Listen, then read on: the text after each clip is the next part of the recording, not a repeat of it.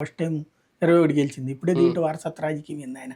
ఆయన అన్న పాయింట్ ఏంటంటే దుర్వినియోగం చేయడం, కుటుంబ సభ్యులు పరిపాలన చేయడం అనేది కరెక్ట్ కాదన్నట్టు. దానికి వాదన కొంచెం తేడా వచ్చింది అంత మించి. అంటే చిన్న చిన్న పదవుల మీద ఆశపడతారు కదా. ఇప్పుడు వాళ్ళు ఎప్పటి నుంచో దాదాపు 10 ఏళ్ళ నుంచి ఉన్నారు, అధికారులకు వచ్చారు. వీళ్ళు ఒక ఎమ్మెల్యే అయిన తర్వాత వాళ్ళు ఎవరికో కింద పదవులో లేదంటే రేపు నామినేటెడ్ పదవులో ఇస్తారు అనే వాళ్ళకు ఆశతో ఉంటారు, పనిచేసి ఉంటారు. ఇప్పుడు వాళ్ళందరినీ రిజెక్ట్ చేసినట్టు కాదా? ఎందుకు దాంట్లో ఇవ్వాలి కదా. ఇప్పుడు దాంట్లో ఎవరికి ఇస్తారు ఏంటి అనేది ఇప్పుడే తెలియదు కదా. ఆయన అందేంటంటే నామినేటెడ్ పదవులు ఎక్కువ ఆశలు పెట్టుకుంది. అంటే వెరీ సింపుల్ లాజిక్ ఏంటంటే అందరూ ఆశ పెట్టుకుని కొంతమందికి ఇచ్చారనుకోండి అసంతృప్తి ఉంటుంది, ఏమీ రాదు మీకు పోండి అని చెప్పి ఆ తర్వాత ఇచ్చారనుకోండి సంతోషం ఉంటుంది. Psychological treatment. ఆయన మంచి సైక్రాటిస్ట్ పవన్ కళ్యాణ్. సైకలాజికల్ గా మీకేం లేదు, మీరు అట్టండి ఏం ఆశ పెట్టుకోవద్దు అని చెప్పి ఇప్పటి నుంచి ప్రిపేర్ చేస్తున్నారు, ఇస్తాడు. అప్పుడు సంతోషం కదా.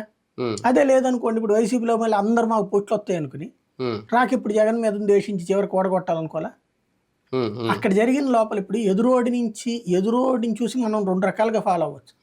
ఒకటి వాళ్ళలాగా మనం పోవడం, రెండోది వాళ్ళలాగా మనం ఉండకుండా ఉండటం. ఇప్పుడు జగన్ని ఫాలో అవ్వట్ల పవన్ కళ్యాణ్, జగన్ని చూసి ఎలా ఉండకూడదో నేర్చుకున్నాడు.